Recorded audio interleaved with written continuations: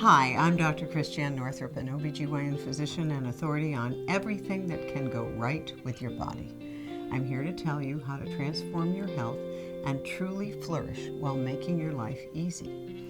Did you know that your emotions are your connection between your higher self and your little self, sometimes called the ego? Fear and anger are present in all disease, says Louise Hay, and she's right.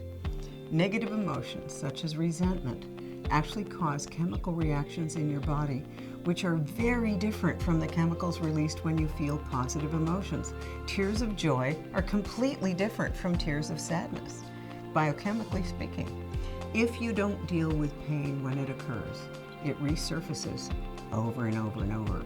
Emotional toxicity results in physical disease such as arthritis, insomnia, cancer, depression. So I want to tell you some ways you can release feelings of anger and fear so that you can bring more love and light into your life and into your body. First thing you have to do is recognize anger and fear. Anger comes from fear or sadness, always.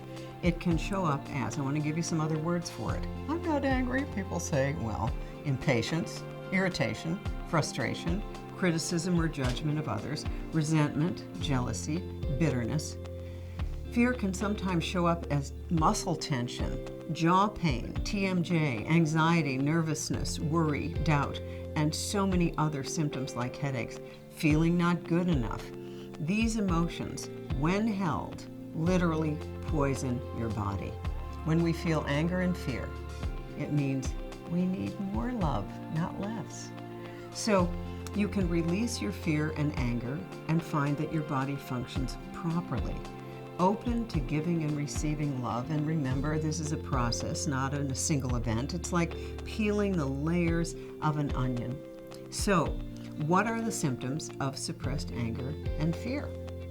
Oftentimes, fatigue, depression, blowing up over minor incidents, having a knot in your stomach, tightness in your throat, being judgmental of others, feeling like the need for excessive drinking of alcohol or eating or any other compulsive behavior, physical pain in your muscles, tendons, joints. The other thing is when you're being drained by a narcissist in your life. I want to tell you this one because next time it happens to you, you'll remember what I'm saying to you. Okay, so you're sitting there with someone and you suddenly feel so sleepy that you feel like you could fall asleep at the table, like literally fall into your soup.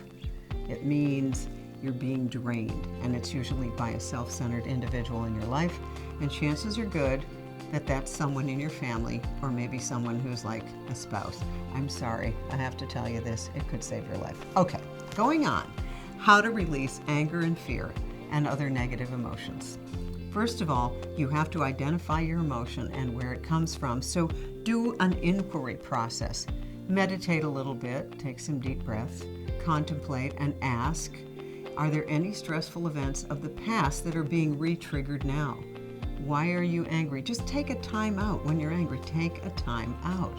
Who do you need to forgive? And remember, forgiveness does not condone what was done. It frees you. What are you afraid of? Many, many times we're afraid of people who actually harmed us in a past life. And so we're not afraid of anything they're going to do this time. Our guidance system is up because of something they did in the past. See if you can come up with a word that describes your experience and the emotion. There's a wonderful needs and emotional inventory on nonviolent communication in the website, nonviolentcommunication.org, and you'll find a whole inventory of emotions and an inventory of the needs that those emotions signify. So very helpful. But an emotion might come from feeling unappreciated, unworthy, guilty. I want you to notice any physical sensations in your body, pressure in your chest, knot in your stomach, tightness in your throat. Acknowledge the emotion behind the feeling and acknowledge that that emotion signifies a need that hasn't been met, and that is a legitimate need that you need to have met. So please understand that. Now, place your hand on the part of your body where you feel the sensation. So maybe you could say, it hurts here, or it feels awful here. and take responsibility for the emotion, not because you caused it, but because you're going to be able to respond to it and heal it. This gives you the power to release it.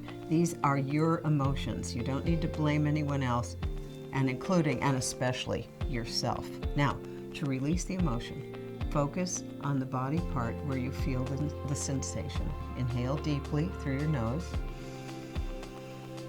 And every exhale, I want you to feel the sensation leaving your body.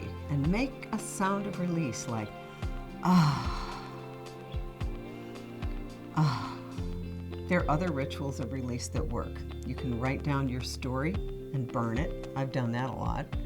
Celebrate the process of acknowledging the hurt and getting through it with a song and a dance. I also specialize in warm Epsom salt baths. They're wonderful for releasing emotions. Burn papers, make an offering, burn pictures if you need to. Share the outcome with a trusted friend. Be grateful. This helps you create new patterns of behavior and allows you to tap into love. It also connects your body, your mind, and your spirit. Continue the process of writing, calling your guides, your angels, divine guidance. Ask for support and guidance. I think the most important thing is asking for guidance. If you knew how to release anger and sadness, you'd have done it by now, right? If it's gone into your body, it's because you didn't know how to release it, or you were never given permission, or more likely, an inner 4-year-old is actually still running your emotions, your emotional body, your endocrine system, your immune system, and your central nervous system. So you got to really love that little inner child. You can use flower essences, essential oils. There's all kinds of ways to release anger. Pray, meditate, cry, a good cry. Nothing's better than a good cry. Talk about a detox. So then be sure to identify positive emotions.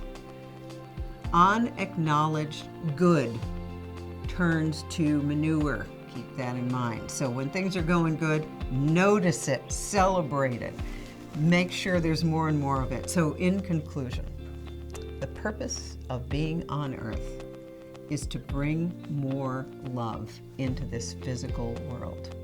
To do this, you have to shift to higher vibrations of consciousness.